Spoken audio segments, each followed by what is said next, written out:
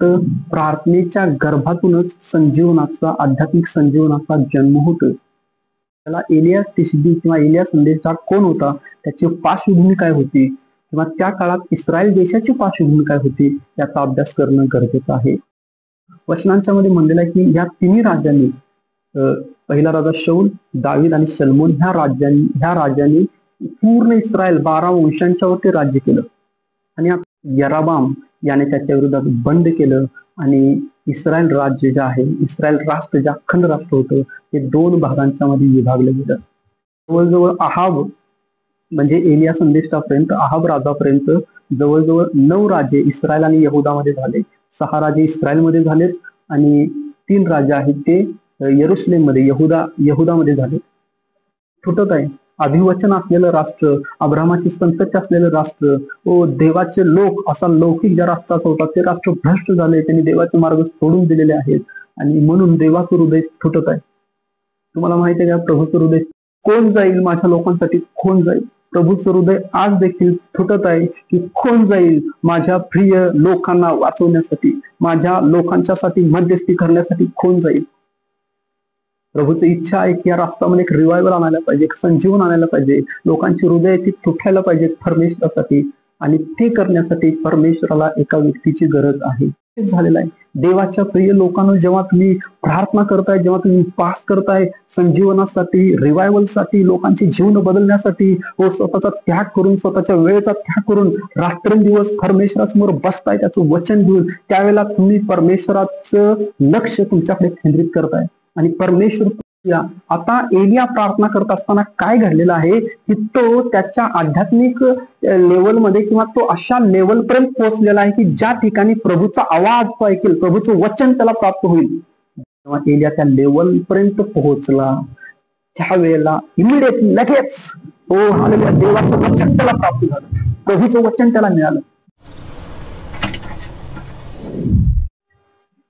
प्रभू येशू ख्रिस्ताच्या नावामध्ये मी तुम्हा सगळ्यांचं देवाचं वचन ऐकण्यासाठी स्वागत करत आहे.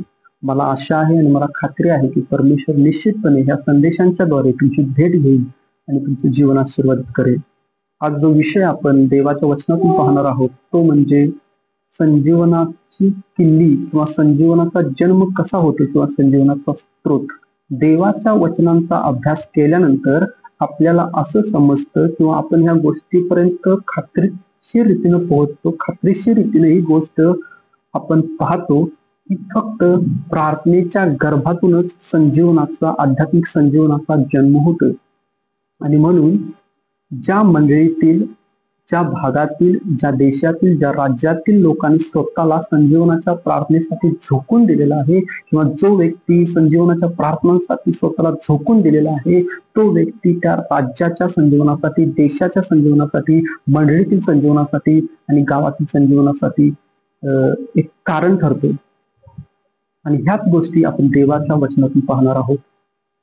आपण वाचूया पहिले राज्य याचा 17वा अध्याय आणि 1 ते 5 वचन मी तुमच्यासाठी वाचतो, आणि त्यानंतर मग आपण देवाच्या वचनांच्या वरती मनन करूया आणि देवाच्या वचनातून काही गोष्टी आहेत त्या आपण पाहूया.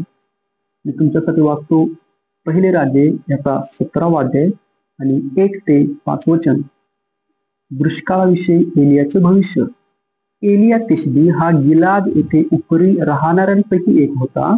तो अहाबास म्हणाला, इस्रायलाचा देव परमेश्वर ज्याच्या हुजुरास मी असतो त्याच्या जीविताचे शपथ वाहून सांगतो की जी वर्ष आता येणार त्यात दहीवर अथवा पाऊस पडणार नाही. हे सर्व माझ्या सांगण्याप्रमाणे होईल.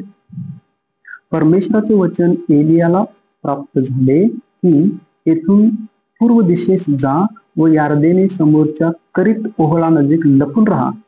त्या ओहळाचे पाणी तुला प्यायला मिळेल आणि मी कावळ्यांना आज्ञा केली आहे ते तुला अन्न पुरवतील.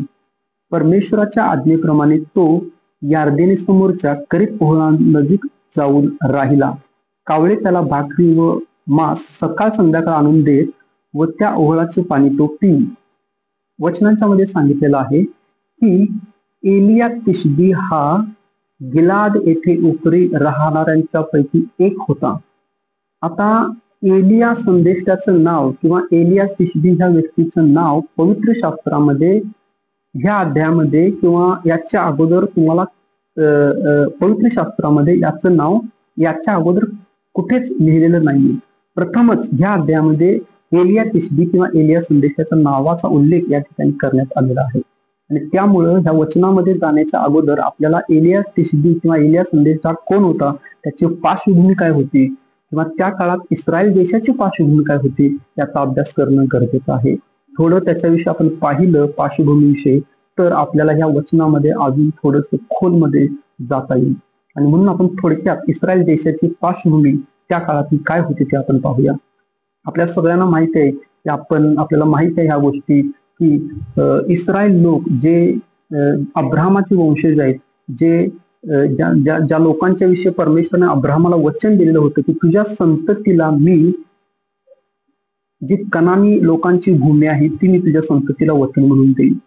आणि मग वचनांच्या मध्ये आपल्याला पाहायला मिळतं की इस्रायल लोक जे आहेत ते मिसर देशाच्या, इजिप्त देशाच्या गुलामगिरीमध्ये राहत होते आणि ते कणत होते. ते त्रासामध्ये असताना परमेश्वराला आठवण झाली अब्राहमाला दिलेल्या वचनाची. परमेश्वराची वेळ आली त्यावेळेला परमेश्वराने मोशेच्या नेतृत्वामध्ये इस्रायल लोकांना इजिप्तच्या गुलामगिरीतून बाहेर काढलं आणि यहोशुआच्या नेतृत्वामध्ये जी भूमी परमेश्वराने अब्राहमाला वचन दिलेली होती ती भूमी म्हणजे कनानी लोकांची भूमी परमेश्वराने यहोशुआच्या नेतृत्वामध्ये इस्रायल लोकांना दिली आणि त्या ठिकाणी इस्रायल देशाची स्थापना झाली.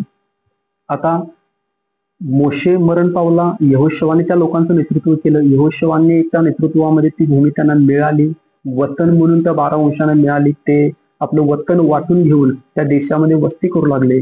आणि जेव्हा यहोशुआ मृत्यू पावला त्यानंतर इस्रायल लोकांना कोणताही पुढारी नव्हता. आणि म्हणून वचनांच्या मध्ये आपल्याला पाहायला मिळतं की त्या काळामध्ये परमेश्वराने शास्त्यांना उभं केलं, अशा लोकांना उभं केलं की जे इस्रायल लोकांचं नेतृत्व करतील. त्यांच्यावर देवाचा आत्मा उतरला आणि त्या काळामध्ये इस्रायल लोकांना शत्रूंपासून, शत्रू राष्ट्रांपासून त्या शास्त्यांनी, त्या लोकांनी, देवाच्या सेवकांनी इस्रायल लोकांना त्या गुलामगिरीतून बाहेर काढलं. आणि त्या शास्त्यांच्या काळामध्ये आपल्याला पाहायला मिळतं की दबोरा, इफ्ताह, गिदोन, शमशोन अशा अनेक शास्त्यांची नाव आपल्याला शास्त्यांच्या पुस्तकामध्ये पाहायला मिळतात. त्या शास्त्यांचा काळ संपत असतानाच वचनांच्या मध्ये सांगितलेलं आहे की इफ्राईमच्या डोंगराळ प्रदेशामध्ये एक स्त्री राहत होती. तिचं नाव आहे हन्ना आणि ती वांझ होती. ती देवाचं भय बाळगणारी होती, ती प्रार्थना करणारी होती आणि ती दरवर्षी त्यांचा जो परिवार आहे तिची सवत पनीना, तिचा पती एल्काना हे शिलो या ठिकाणी असणाऱ्या देवाच्या मंदिरात जाऊन देवाला यज्ञ करायचे, प्रार्थना करायचे. आणि दरवर्षी जेव्हा ती त्या प्रार्थनेला जायचे त्यावेळेला देवाला म्हणायचे, प्रभू माझी खूस वांझ आहे, देवा मला पुत्र संतती दे, देवा मला माझी खूस आहे ती वाहती कर. आणि प्रत्येक वेळेला ती देवाजवळ प्रार्थना करायची. आणि वचनांच्या मध्ये सांगितलेलं आहे की एके दिवशी नेहमी वर्षाप्रमाणे त्यांच्या परिपाठाप्रमाणे ते त्या मंदिरात गेले शिलो या ठिकाणी. आणि हन्ना परमेश्वराची करुणा भाकून दहा रडली. देवाच्या मंदिरामध्ये ती गेली आणि त्यावेळेला तिने देवाशी करार केला, प्रभू मला जर तू पुत्र संतती देशील तर ती पुत्र संतती किंवा तो मुलगा मी तुझ्या सेवेसाठी ह्या मंदिरामध्ये समर्पण करीन. आणि मग वचनामध्ये सांगितलेलं आहे की परमेश्वराने तिची प्रार्थना ऐकली, तिला मुलगा झाला, त्याचं नाव तिनं शमूएल ठेवलं.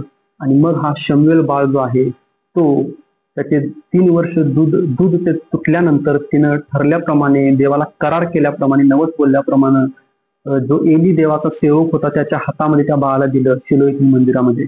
आणि हा शमूएल बाळ जो आहे तो देवाच्या मंदिरामध्ये परमेश्वराच्या समोर वाढू लागला.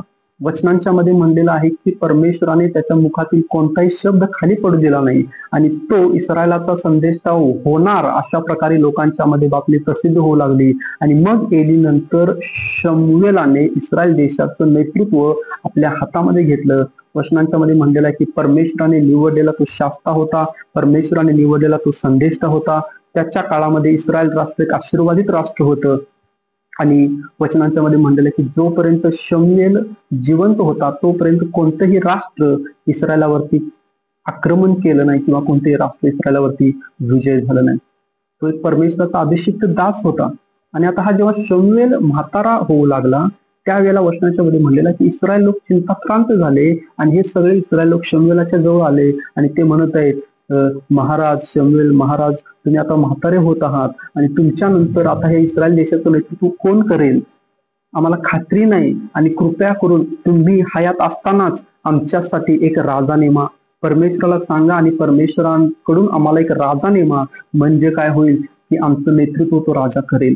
आणि ही गोष्ट ऐकून शमूएल जो आहे त्याचं हृदय तुटलं. तो परमेश्वराच्या जवळ गेला आणि परमेश्वराचं हृदय देखील तुटलं. आणि परमेश्वर शमूएलाला म्हणत आहे की हे इस्रायल लोक राजा मागत आहेत, त्यांना कदाचित माझं नेतृत्व मान्य नसेल आणि म्हणून त्यांच्या हट्टाप्रमाणे, त्यांच्या प्रार्थनेप्रमाणे, त्यांच्या विनंतीप्रमाणे त्यांच्यावरती एक तू राजा नेम. आणि मग शमूएलाने शौल नावाच्या एका व्यक्तीला परमेश्वराने सांगितल्याप्रमाणे अभिषेक केला आणि त्याला इस्रायलाचा राजा म्हणून नेमलं. आणि मग वचनांच्या मध्ये म्हणलेला हा शौल जो आहे तो इस्रायल देशाचा पहिला राजा, ज्यानं इस्रायल देशाच्या 12 वंशांच्या वरती शमरोनातून राज्य केलं. त्यानं 40 वर्ष राज्य केलं. त्यानंतर त्याच काळामध्ये जो शौल आहे तो देवाचं आज्ञा उल्लंघन करायचा किंवा देवाकडे त्याचं हृदय नव्हतं. त्याच्यामुळे परमेश्वराने शमूएल संदेशाच्या द्वारे शौलाला सांगितलं की तुझं राज्य तुझ्या हातून काढून घेण्यात आलेलं आहे आणि तुझ्याच एका शेजाऱ्याच्या हातात दिलेलं आहे, ज्याचं हृदय परमेश्वराकडे लागलेलं आहे. आणि मग शमूएलाने जाऊन दावीद ह्या मुलाला अभिषेक केला इस्रायलाचा भावी राजा म्हणून.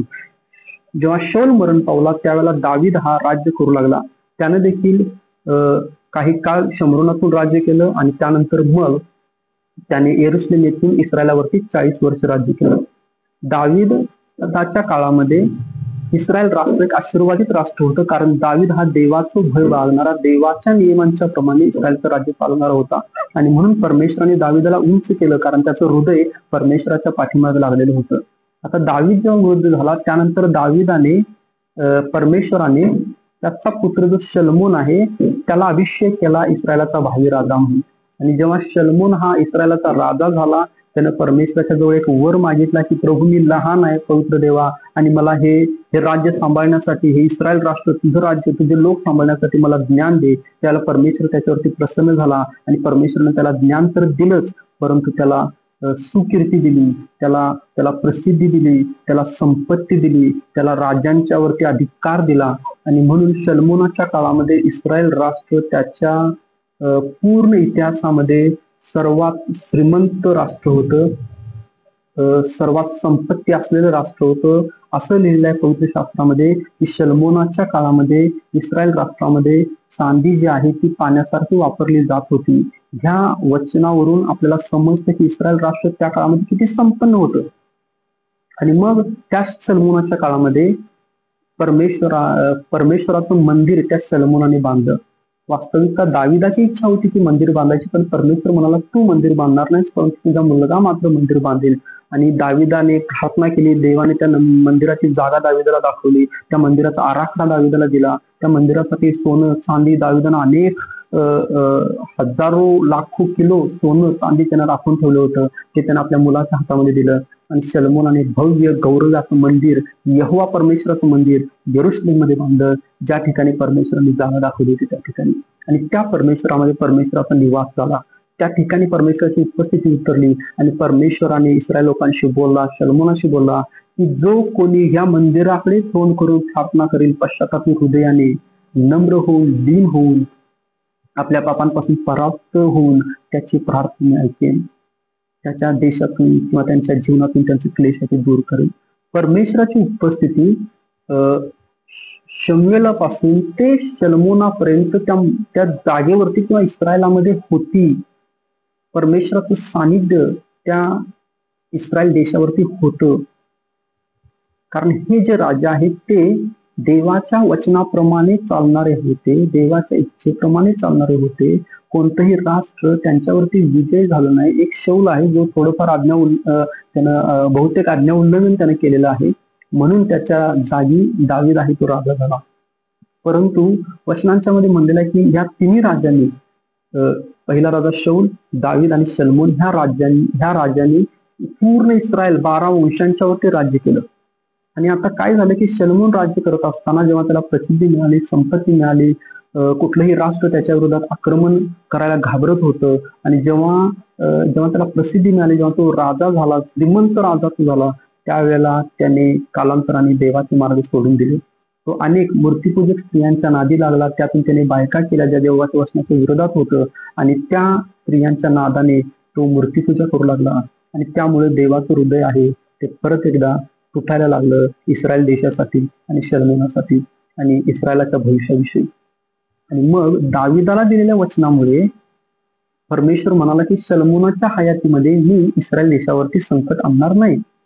परंतु शल्मोन मृत्यू पावल्यानंतर मात्र त्या इस्रायल राष्ट्राला त्याचं फळ आहे किंवा जे आज्ञा उल्लंघन केलेलं आहे त्याचं फळ आहे ते त्यांना भोगावं लागेल.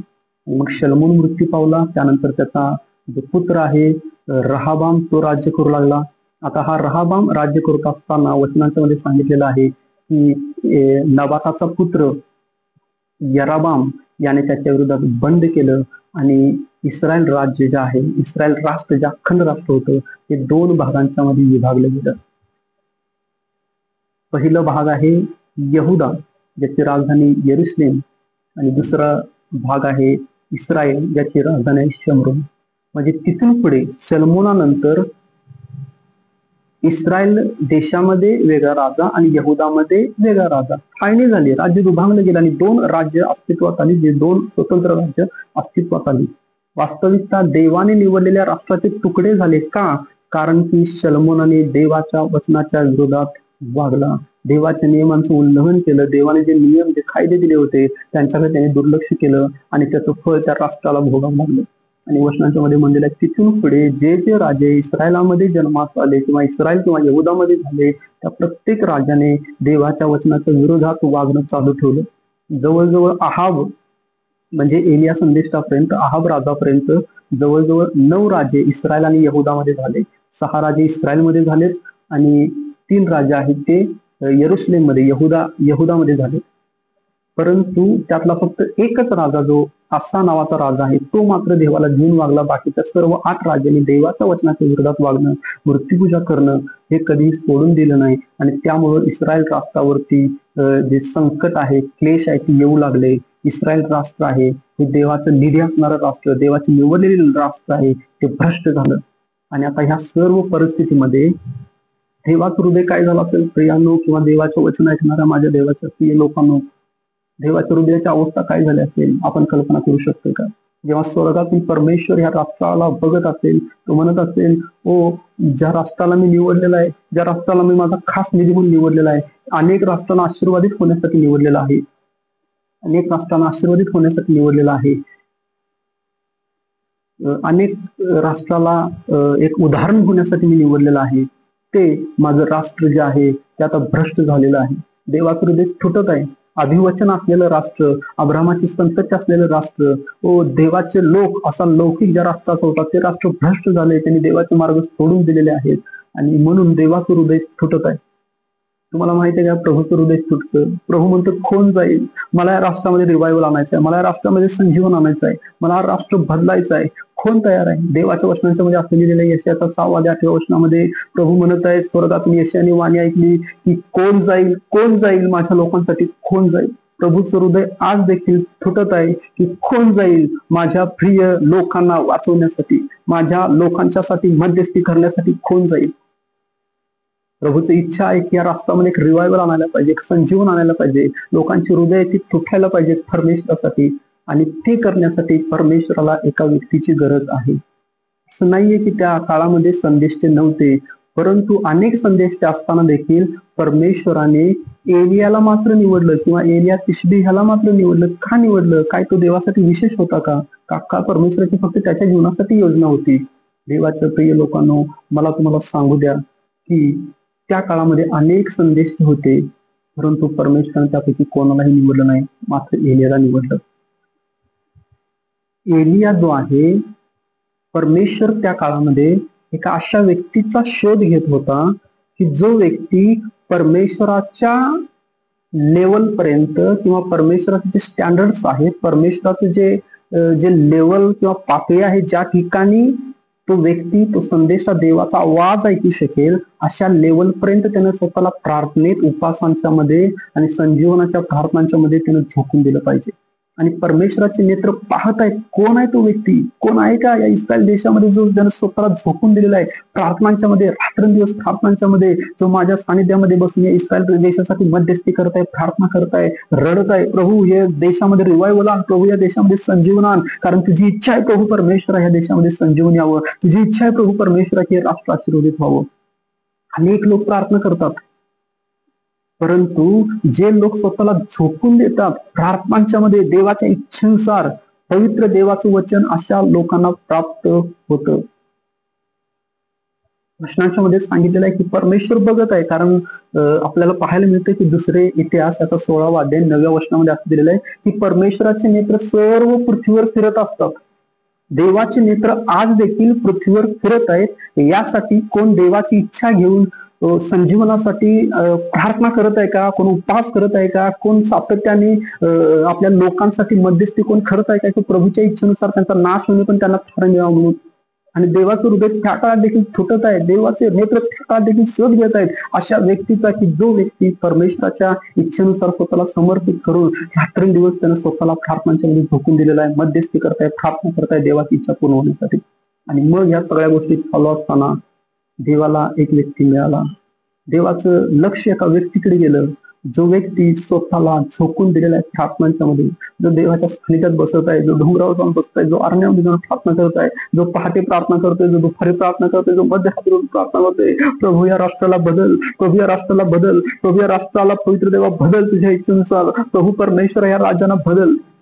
आणि तो व्यक्ती हळूहळू हळूहळू परमेश्वराच्या उपस्थितीमध्ये, परमेश्वराच्या सानिध्यामध्ये वाढत आहे. ओ प्रभूचं हृदय आनंदित होत आहे, प्रभूचं हृदय आनंदित होत आहे. ओ प्रभू म्हणत आहे की अजून त्याला प्रार्थना करू दे, अजून त्याला प्रार्थना करू दे, अजून त्याला त्या लेवल पर्यंत, त्या आध्यात्मिक पातळीपर्यंत येऊ दे ज्या ठिकाणी तो माझा आवाज ऐकेल. आणि प्रभूचं लक्ष त्याच्याकडे आकर्षित झालेलं आहे. देवाच्या प्रिय लोकांना, जेव्हा तुम्ही प्रार्थना करताय, जेव्हा तुम्ही उपवास करताय संजीवनासाठी, रिवायवलसाठी, लोकांची जीवन बदलण्यासाठी, व स्वतःचा त्याग करून, स्वतःच्या वेळेचा त्याग करून रात्रंदिवस परमेश्वरासमोर बसताय त्याचं वचन घेऊन, त्यावेळेला तुम्ही परमेश्वराचं लक्ष तुमच्याकडे केंद्रित करताय आणि परमेश्वर तुमच्याद्वारे त्याचं सामर्थ्य ते प्रकट करतो. आता परमेश्वराचं चित्त, परमेश्वराचं लक्ष एलियाकडे आहे आणि तो प्रार्थना करत असताना, रात्रंदिवस प्रभू सोबत मध्यस्थीची प्रार्थना करत असताना, इस्रायल देशाच्या संजीवनासाठी प्रार्थना करत असताना, प्रभूच्या सानिध्यामध्ये वचनांच्या मध्ये दिलेलं आहे की आपल्याला हे पहिलं वचन पाहायला मिळतं, जे आता आपण वाचलं की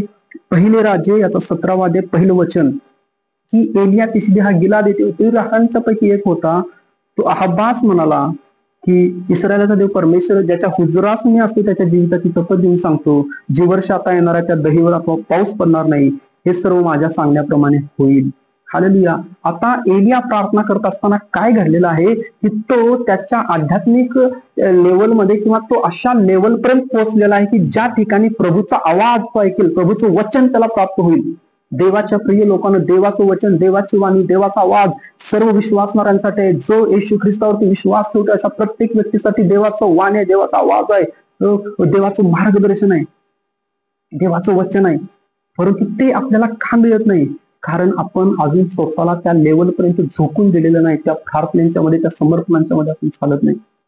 आणि जर एखादा व्यक्ती देवाला असा मिळतोय त्या काळामध्ये, त्या युगामध्ये, त्या मंडळीमध्ये, त्या देशामध्ये, तर प्रभू परमेश्वर त्याच्याद्वारे त्या भागाला बदलतोय. हो हालेलुया. त्या भागामध्ये परमेश्वर रिवायवल आणतोय. आणि वचनांच्या मध्ये सांगितलेलं आहे की जेव्हा एलिया त्या लेवल पर्यंत पोहोचला, त्यावेळेला इमिडिएटली, लगेच, हो हालेलुया, देवाचं वचन त्याला प्राप्त झालं, प्रभूचं वचन त्याला मिळालं, देवाचं वचन त्याला प्राप्त झालं. प्रभू म्हणाला, परमेश्वर म्हणाला, हालेलुया, ओ एलिया जाऊन अहाब राजाला सांग, जोपर्यंत तू सांगणार नाहीस, तू म्हणजे कोण? एलिया सांगणार नाही, तोपर्यंत इस्रायल देशामध्ये पाऊस पडणार नाही, किंवा दहीवर उतरणार नाही, किंवा दहीवर पडणार नाही.